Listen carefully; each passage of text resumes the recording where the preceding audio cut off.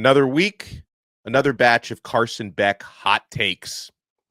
He's either a perfect fit in Miami's offense and primed for a major bounce back year, or he's going to get benched by late October.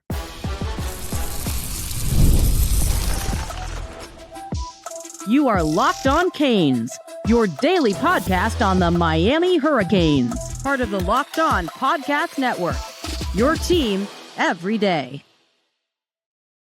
I am Alex Donno, University of Miami alumnus, co-host of Locked On ACC and host of Postgame on the Miami Hurricanes radio network. And thank you so much to the everydayers for making Locked On Canes your first listen. We're available free wherever you get your podcasts. We're free on YouTube. We're part of the Locked On Podcast Network, your team every day. Today's episode is brought to you by FanDuel. Football season is around the corner. Visit the FanDuel app today and start planning your futures bets right now. On this special Saturday episode, I want to talk about the guys on the Miami side who I think are going to be the key players against Notre Dame. We're 8 days away from that opener, by the way. And on that note, we'll have for you an absolutely crazy stat. Notre Dame, Marcus Freeman against the spread. Can Miami buck this trend? But here's the latest on Carson Beck heading into this first game. And folks, this is why I can't wait for actual football to be played, because depending on who you listen to, depending on who you watch on YouTube, Beck is either going to have, which I believe will be the case, a really good year and a bounce back year with Miami. Or if you listen to other so-called experts, it's going to completely implode and he's going to get benched this season. First, on a positive note, and here is someone that I know is very well connected when it comes to talking to NFL scouts, when it comes to, talking that powers that be within various college programs.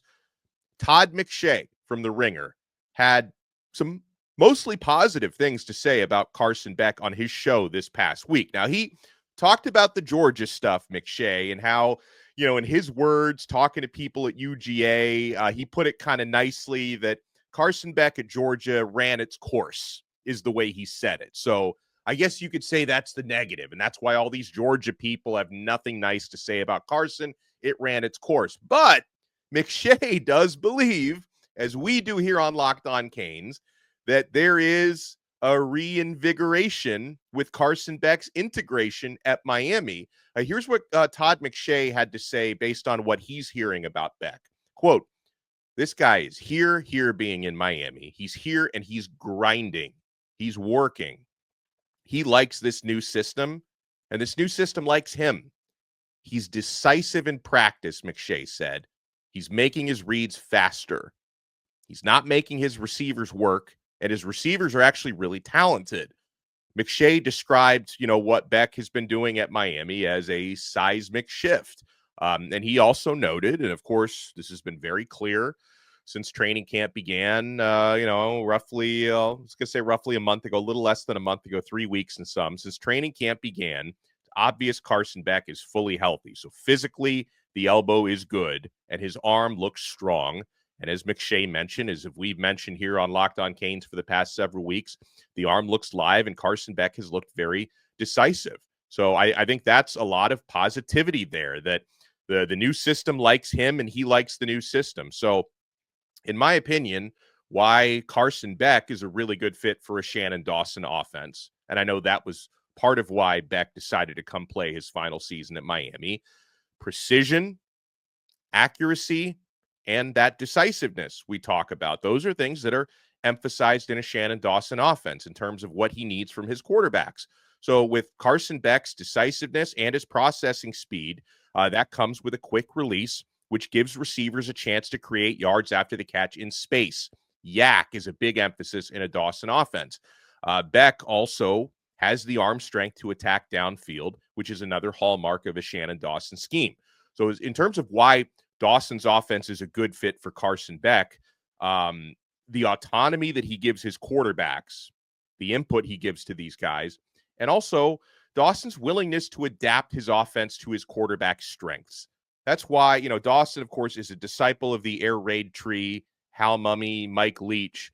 But his trademark has always been that, yeah, he comes from that school, but he's always been more adaptable. Like, it's not a pure air raid. It usually isn't a pure air raid in a Shannon Dawson's offense. And so when you have experienced quarterbacks like Cam Ward last year, Carson Beck this year, who have the high football IQ that comes with that experience to take advantage of the input and the autonomy that they get, Carson Beck has the opportunity to really make this offense his own, the way that Cam Ward did. It's not going to look the same as Cam Ward because they're different quarterbacks, but Carson Beck is going to have the opportunity to make the offense his own, the way that Cam Ward did a year ago. So I thought, with Todd McShay, overwhelmingly positive what he had to say about Carson Beck. And then someone pointed out to me something that is not so positive and also incredibly unrealistic. I would be flabbergasted and bamboozled, to borrow a couple terms from the 1920s, whenever those were in style. I would be shocked if this were to actually happen. So a writer from The Athletic, Christopher Kamrani. Now, The Athletic has some really good journalists and some good stuff. Bruce Feldman is there, crushing it. My guy, Manny Navarro, he's awesome. I don't know if I share that same affection for this other guy from The Athletic, who apparently put out a list of college football hot takes. And one of his hot takes was, quote, Carson Beck will be replaced as Miami's starting quarterback by late October. I mean, you talk about someone who is so disconnected from reality.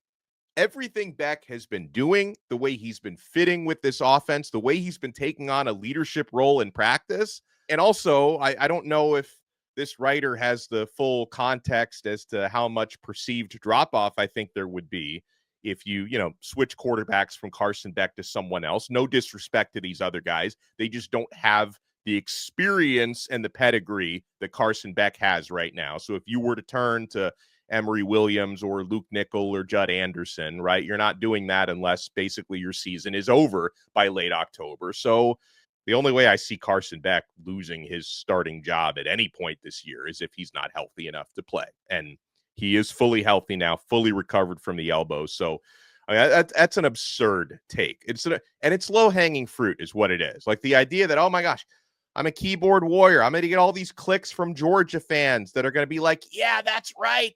He's terrible. He left us. Now he's going to get benched by October. It's not grounded in reality whatsoever.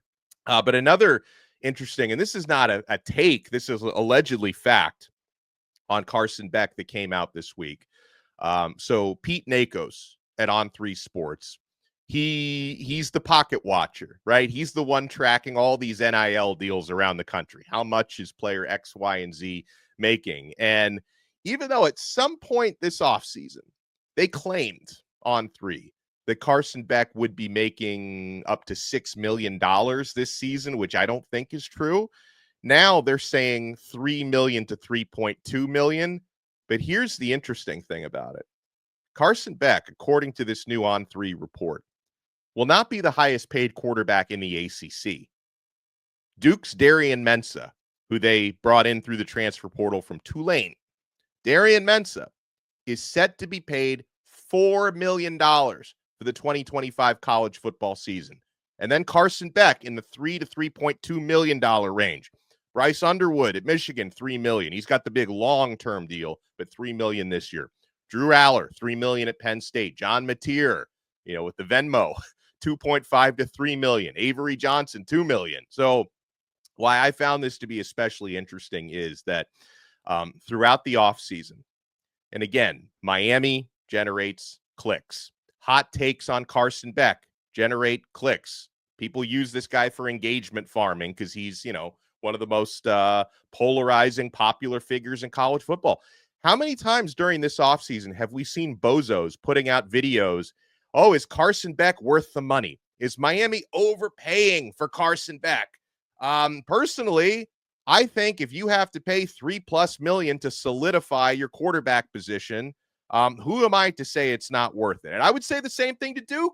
I would say to Duke, if you feel like you needed to pay $4 million for someone I think is a very good quarterback in Darian Mensah to solidify your quarterback spot, have at it. If you have that money to spend, Go ahead and spend it. There's no salary cap in college football. But here's what I find interesting, because all these bozos have had those hot takes about Carson Beck. Is he worth the money? Are they going to have that same energy for Mensa? Are we going to start to see is Mensa worth 4 million videos? Because guess what? And again, I think Darian Mensa is a good quarterback and can maybe do really well at Duke. But everyone talks about the alleged down year that Beck had last year. Well, Carson Beck's down year was statistically better than anything Darian Mensa has done numbers-wise to this point in his career. Carson Beck, a hair under 3,500 passing yards last year, 28 touchdowns, 12 interceptions. Darian Mensa has 1 year as a starter last year at Tulane, 2,700 passing yards, 22 touchdowns. And he's getting 4 million there at Duke. So we're going to have these debates. Is the quarterback worth the money? Maybe we'll have that same energy for Darian Mensa that they had for Carson Beck. Coming up next, a crazy stat. And again, I don't know how much, if at all, trends matter. In this case, new season, right? Historical trends, betting trends. But here's a crazy one that Miami needs to buck when we hit that Notre Dame game. You want to keep it locked right here. We're only getting started on this brand new episode of Locked On Canes. I'm so excited for this. August 26th is officially FanDuel Futures Day. It's a brand new holiday for football fans who live for bold predictions and preseason hunches. For just 24 hours, FanDuel is giving you deals on NFL season predictions. So whether you're calling your MVP, eyeing a long shot division winner, or you're ready to crown your Super Bowl champ before week 1 even kicks off, this is your moment.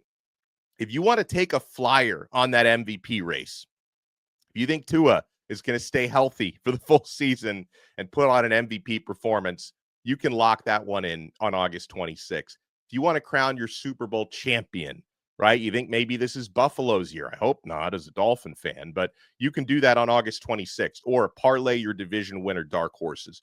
Visit the FanDuel app today and start planning your futures bets right now, because Futures Day is one day and one day only. FanDuel, play your game.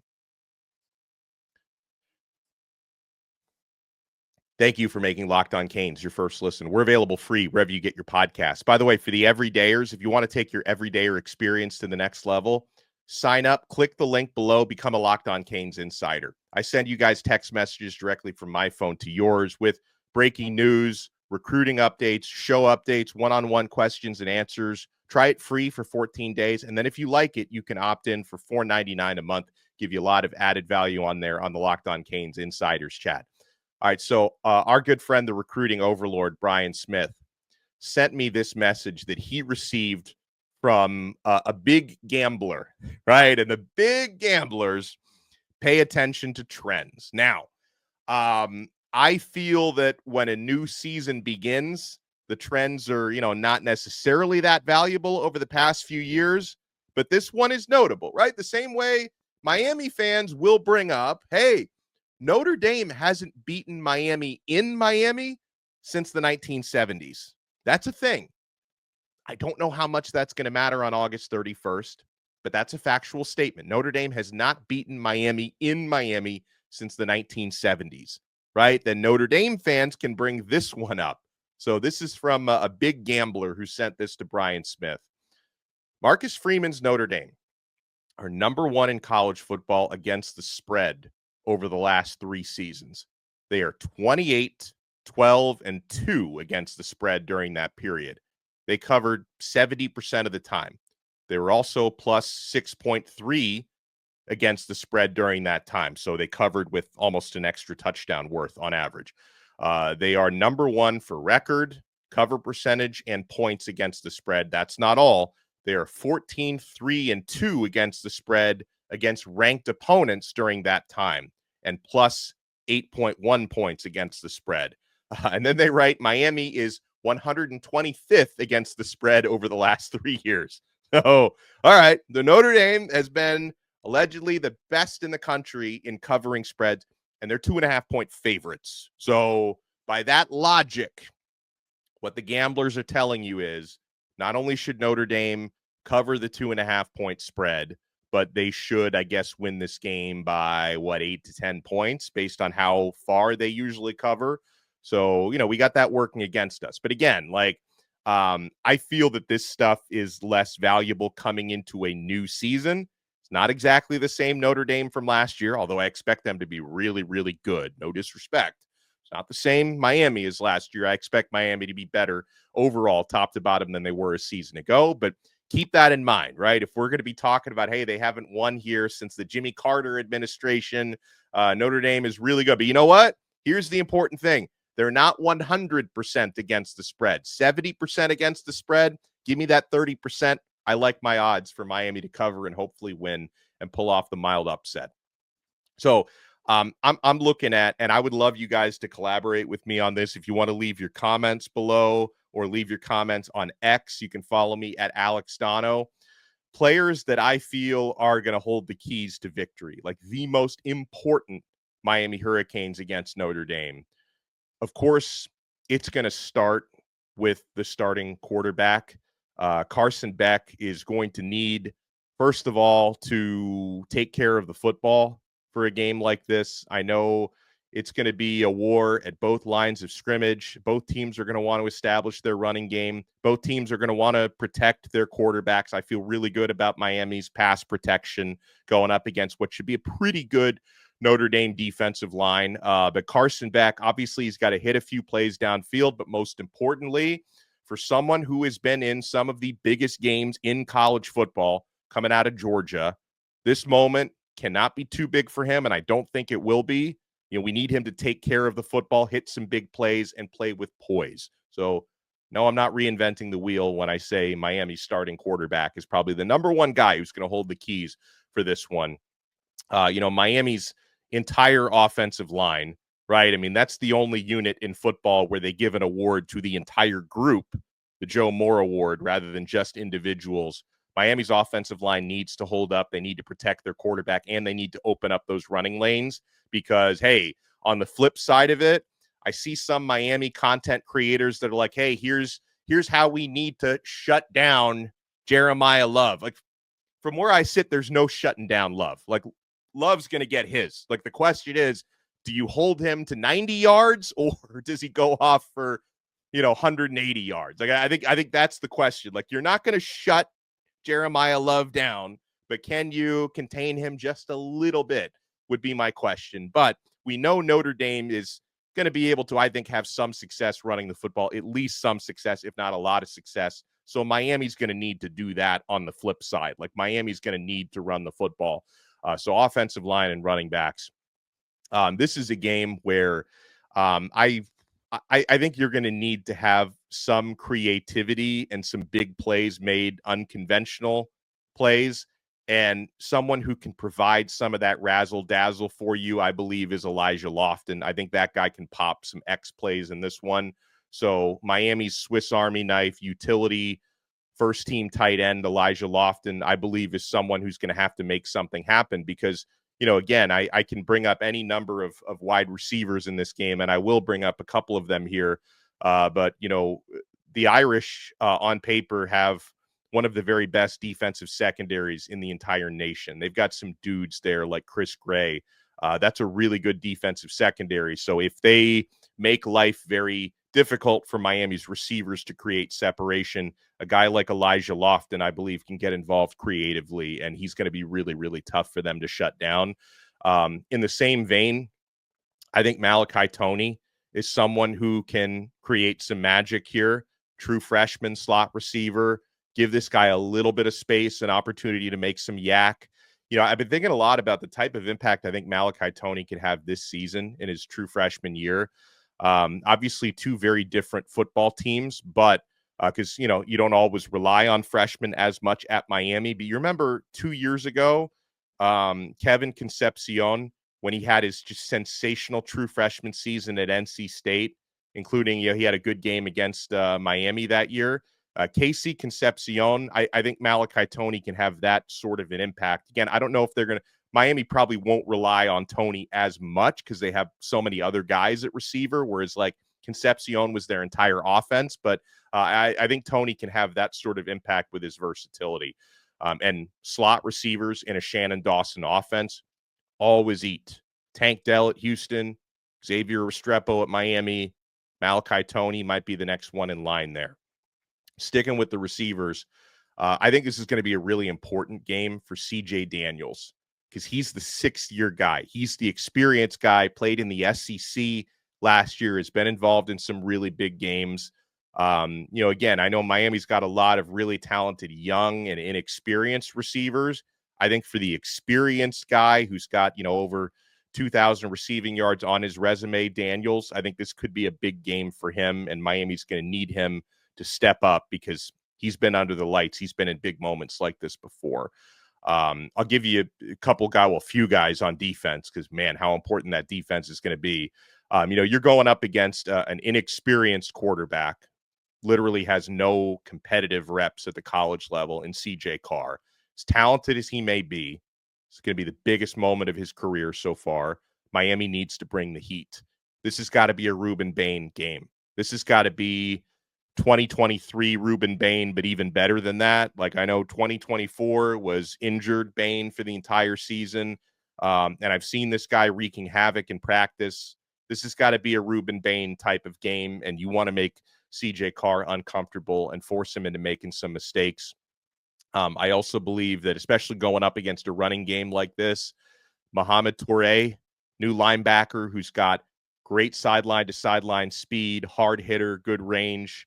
Toure is going to be important. And then, man, the entire defensive secondary, going up against players in the passing game like Greathouse and Malachi Fields.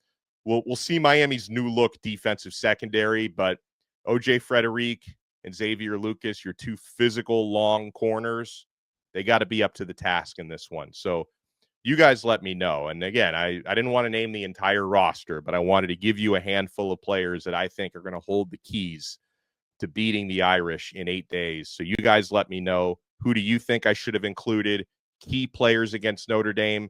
Leave your comments below. I want to answer some questions from the Locked On Canes insiders when we come back, including somebody wants to know who is the hardest hitter on the team. Woo. I think there's some options there. You want to keep it locked right here. We're not done yet on this brand new episode of Locked On Canes.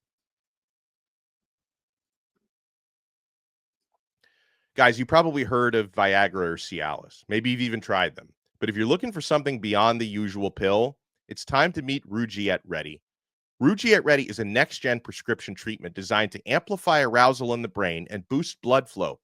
Unlike the usual pills that can take hours, Rugiet's 3-in-1 formula dissolves under your tongue and kicks in fast, on average in 15 minutes. Effects can last up to 36 hours, so you can stay confident and in control when the moment is right. If traditional options haven't worked, Rugiet might be the answer. Over 150,000 men have already made the switch. You can even read real customer reviews on their site. It's helping a lot of people feel more confident and present in the moment. Head to rugiet.com/lockedoncollege and use code LOCKEDONCollege for 15% off today. That's RUGIET.com/lockedoncollege. Use promo code LOCKEDONCollege for 15% off. Individual results may vary with prescription treatment. Compounded drugs are permitted to be prescribed under federal law, but are not FDA approved, do not undergo FDA safety, effectiveness, or manufacturing review. Please visit the Rugiet website for full safety information.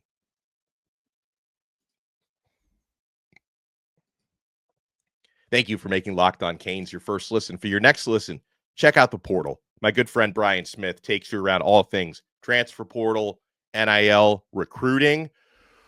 Ooh, speaking of, I know Miami's got a big list of recruits coming in for this Notre Dame game, as you would expect, because this is huge. Steve Wiltfong at On3 was writing about some of the flip candidates that are expected in. So Nolan Wilson, 4-star defensive lineman, who is committed to Alabama. That's, a guy Miami has recruited heavily. He's reportedly not only going to be at the Notre Dame game, but also at the Florida game. So Miami did 2 times in September. Miami's going to have this dude at the stadium. A couple of Texas commits, of course, Derek Cooper, who is still a priority for Miami despite his commitment to the Longhorns. The 4-star, 5-star running back, depending on which site you look at. or number 1 ranked defensive lineman James Johnson is also supposed to be at the Notre Dame game visiting. Calvin Russell is going to be there, according to Wilt Fong, the 5-star receiver who committed to Syracuse. Cornerback, 3rd-ranked cornerback in the class, Justice Fitzpatrick, who's committed to Georgia, is going to be at the game. IMG Academy running back who's committed to Louisville, Lakai Tompkins, is going to be at the game. Georgia Tech linebacker commit Kaimani Morales is going to be at the game. And then, of course, you got almost the entire committed group of 2026 guys. I think except for Jackson Cantwell, everyone else is going to be there at this game. And then a bunch of 2027s as well, like Julius Jones Jr. Of course, his dad played for Notre Dame, so he might be there more to see the Irish than the Hurricanes. But, yeah, you're going to have a lot of opportunities when it comes to unofficial recruiting visitors at that Notre Dame game. So again, if Miami wins, I remember how valuable the 2017 win was for recruiting. If Miami can win this game under the lights, huge national game, it's going to go a long way to hopefully flip some of these players. One of our Locked On Canes insiders, Ed, wants to know, who is the hardest hitter on the team this year? This is of course speculative because a lot of these guys weren't on this team last year, but I think Jacoby Thomas, the Tennessee transfer safety, is big and physical. Of course, keeping in mind most of the practices I got to see in training camp, most of it was before the pads came on, but he was noticeable when the pads came on. So I feel like Jacoby Thomas, and he did some hitting at Tennessee. He might be like one of the top guys this year. I mentioned Mo Toure at linebacker. Bobby Pruitt is also a really good hitter at linebacker. And Dylan Day can put some leather on you.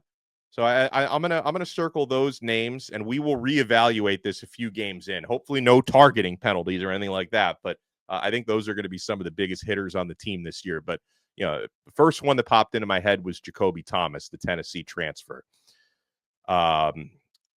So this person writes, I've got a question for fun. I don't know how fun this question is, but he says, who would you not pick for your team? We're talking about old school Miami quarterbacks. He says, who would you not pick? Brock Berlin, Kyle Wright, Robert Marve, or Tyler Van Dyke? First of all, put some respect on Brock Berlin's name. I don't think Brock Berlin belongs with the rest of those. I mean, Kyle Wright obviously had left a lot to be desired with his Miami career, despite being the number 1 recruit. I mean, Robert Marve was kind of a disaster here. Tyler Van Dyke, some good moments, a lot of bad moments. I mean, I don't think Brock Berlin does not belong on that list. He had a pretty good Miami career. Being the guy to follow Ken Dorsey and all of his success, Dorsey and that team cast a huge shadow, of course. But Brock Berlin did some pretty good stuff at Miami, including, wasn't he like in only 2 years at Miami, he was 3-0 against Florida State because they had an extra game in a bowl game. 3-0 against Florida State, 2-0 against Florida. So 5-0 against Florida and Florida State. Brock Berlin, in my mind, is a Miami legend. So he does not belong on that list. I will give up the other 3, but Brock Berlin, he does not belong in that group. We get this one. What are some of the biggest challenges that Miami is facing this year? And he says, any concern that Shannon Dawson has another amazing year that he would leave to take a head coaching job? Listen, that would be a great problem to have. If Miami has the number 1 offense again this year, and some folks, including me, think that they can, or at least be like up there, top 10, top 5, we'll cross that bridge when we get to it. But guess what? I mean, when Nick Saban was having all of his success, he was losing coordinators every couple of years because they were going on to bigger jobs. So that's a good problem.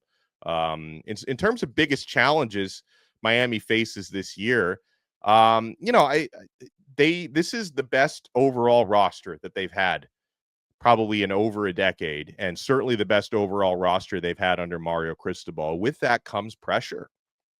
If you don't get to the ACC championship game, everyone's going to be calling your season a failure, and they'll probably be right.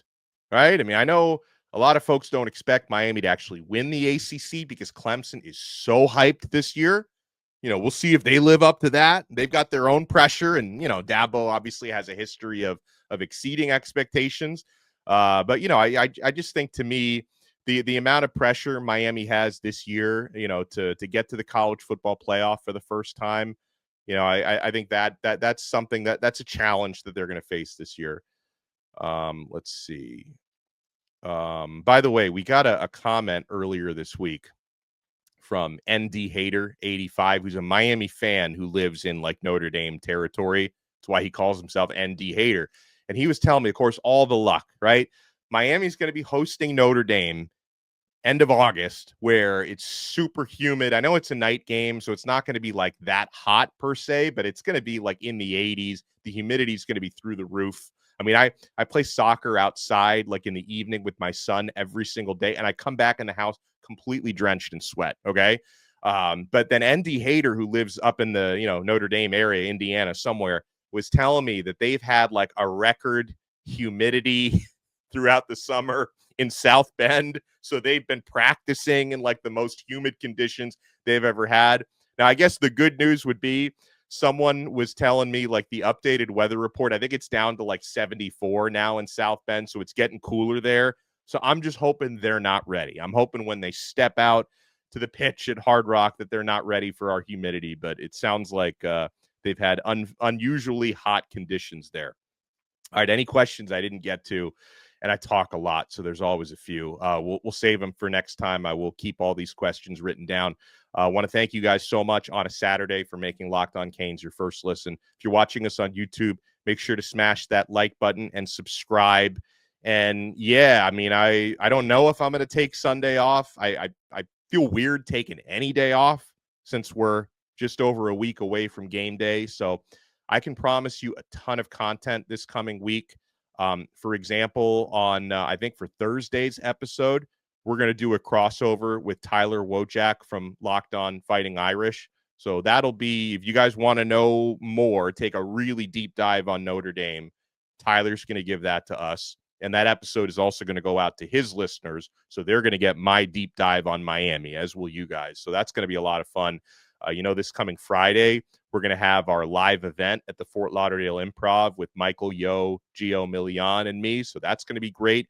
4:30 p.m. and it's free at the Fort Lauderdale Improv. So if you want to come out there and meet us and hang with us, please do that. It's going to be free. I think there's going to be some giveaways and some vendors there and stuff.